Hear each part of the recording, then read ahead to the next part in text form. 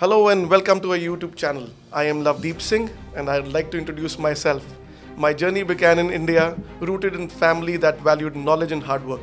From there, I went on to study management in London, later pursued law in Canada, sharpening my ability to analyze, research, and structure opportunities with the lawyer's eye. Today, I bring all of these experiences together as a founder of luxury real estate brokerage in Dubai. Having worked both as an investor and an advisor, I have seen firsthand where wealth is built and where it is lost. On this podcast, I, along with my partner, my younger brother, Ankit, will be sharing insights, strategies, and stories to guide you on where to create lasting value in the world of luxury real estate. Over to you, Ankit. Thank you, Lovedeep. Hello, everyone, and welcome to our YouTube channel. I am Ankit Panjuani, and I started my professional journey in business consulting, wherein I worked closely with entrepreneurs and leadership teams on business structuring, financial strategy, and commercial planning. That experience helped me build the foundation of understanding how businesses and investments grow and succeed over time. Building on that, I now focus on the luxury real estate sector, wherein I guide private investors, family offices, and corporates on high-value transactions, right from sourcing to feasibility, as well as negotiation and final execution. Having spent over 3 decades in Dubai and witnessing the city's exponential growth firsthand, which we will talk about later on this episode, I bring deep on-ground experience which helps clients make smarter and future-ready investment decisions. With over 14 years of hands-on experience, I blend together market insight, client-first approach, and financial acumen to help unlock long-term value through real estate investments.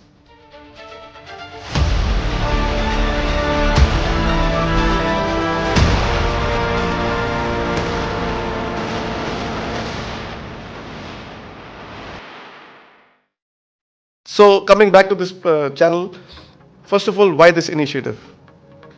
Right. Well, as we've been in the market for quite some time, we do see a lot of unethical and unprofessional behavior, unfortunately, from a lot of our counterparts in the industry. While many real estate agents are doing good work, but there are many out there who put self-interest before the client's interest. Not all details, not all information, not all pros and cons of the projects are being explained well to the clients, and therefore sometimes the client under pressure does not make the right decision for himself. Yes, Ankit, I completely agree, and I find that there is a lot of gap in this space.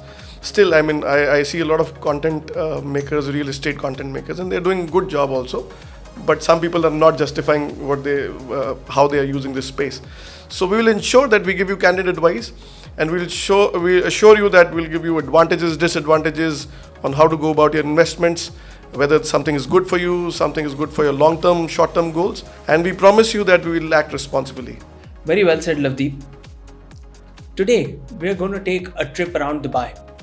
Not just the skyscrapers or the glitz, but the numbers, the city itself and its people, and what it is building for the future. We'll have a chat about what Dubai is in 2025, how it got here, and what are the plans ahead. But don't worry, this isn't going to be a lecture with boring stats. Think of it as grabbing a cup of coffee and geeking over how a desert city transformed into one of the world's biggest hubs. So Ankit, you being the 90s kid living in Dubai, tell us what have you seen? What changes have you seen really? Well, yes, I've spent more than 3 decades here, and the city back then in the 90s was a completely different place. There was no glitz, no glamour. It was a really small city with about 700,000 residents. Fast forward to today, in 2025, we have more than 4 million residents.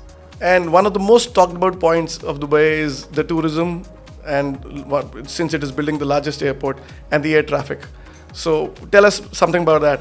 Back in 1995, the airport handled about 7 million passengers annually.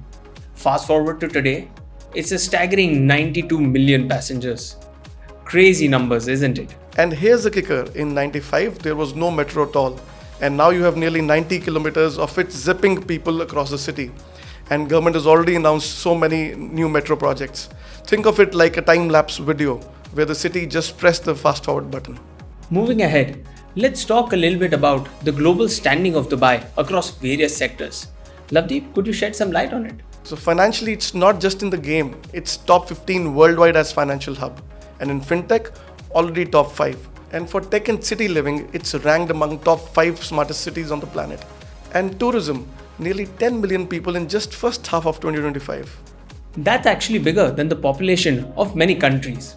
If you talk about hotels, the occupancy levels are above 80%. Clearly, people are not just coming in for Burj Khalifa selfies, but they are staying, spending, and in many cases also investing. Now, speaking of investors and their confidence, we'll delve into it more. Well, UAE currency has been pegged against US dollar since 90s, and that has given it enormous stability. There are no swings in the currency, and people find it much more safer to invest in UAE. And there is no wild forex risk also. Investors love that stability, and the proof is in the numbers. More than 125,000 real estate transactions, totaling 435 billion dirhams. That's just year-on-year increase of 25% compared to the same period last year. Those are really big numbers, Lovedeep. If you talk about the nationality of the investors, apart from locals and the GCC investors, the majority of investment has been coming from India, the United States, Russia, China, United Kingdom, and Pakistan. It's like Dubai has become a magnet for global capital. And no, it's not just about real estate. New companies are being set up at a record pace, with over 35,000 companies being incorporated in Dubai in this year itself.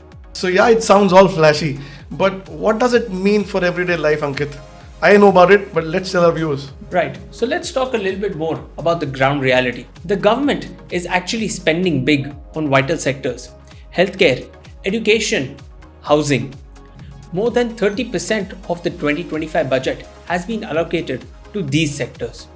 And when you talk about schooling, we have more than 220 private schools here of various international curriculums and students from literally all corners of the globe. Lastly, if you ask about safety, well, Dubai is one of the top 5 safest cities in the world today. And back in the day when I was moving from Canada to Dubai, obviously I was worried about sizzling summers. And for anyone who's worried about those sizzling summers, here's a twist. The heat actually powers one of the biggest solar parks in the world. That's turning corn into an opportunity. Now let's talk about real estate, and that's where people's jaws drop. Quite definitely, Lovedeep. Real estate is where the big money is. When we talk about Dubai as a global city, today, Dubai as a city is being compared to the biggest and brightest cities across the globe, be it New York, London, Paris, or Singapore. $1 million in Dubai will probably give you about 840 square feet of prime real estate. Compare that to New York and London, you'd probably get less than half of that. Talking about the villas in Dubai, the average per square foot cost is only about 568 dirhams. While in Singapore, in the luxury areas, this price point is about $2,000 per square foot. So when people say Dubai gives you more space for your money, that's not a marketing fluff. That's the reality. And that's why you're seeing not just investors, but families relocating here. You can live bigger without giving up the lifestyle. Ankit, I want to talk about other thing. There are a lot of people talk about higher cost of living. But understand the fact that Dubai only charges 9% of the corporate tax. There's no personal income tax. And that being after giving so much safety, world-class infrastructure, education, quality lifestyle. I mean, this place definitely commands a little bit more premium than other cities of the world. We spoke a little bit about the past of Dubai, as well as the present. Now let's speak a little bit about the future. Because here's the thing, Dubai isn't stopping. So Ankit, whenever people talk about growth of Dubai, they always cite D33 agenda and the 2040 urban master plan. So D33 agenda is a huge plan to basically double the size of economy next decade. That means adding 32 trillion dirhams to the economy. Also, in deeper global integration and making Dubai one of the top 3 cities to live, work and invest. Now let's talk about 2040 urban master plan. That's about adding more population and taking it up to 6 million in next few years. So someone who talks about oversupply in real estate must also consider what the government is thinking and what the government wants to achieve. All in all, Dubai is not just about tall towers and shiny malls. It's actually about speed. The speed of transformation, the speed of implementation, the speed of decision making. You can open a business here in under an hour. You can be a global entrepreneur today and a Dubai resident or a Dubai investor tomorrow. And that's why, love it or not, Dubai is one of the most fascinating cities on the earth right now. That's it for today's episode. Thanks for hanging out with us. Stay tuned and watch this space for in-depth, unbiased, and logical analysis of real estate projects of Dubai. Please do subscribe to our YouTube channel to get more reliable information about Dubai real estate. Thank you for watching.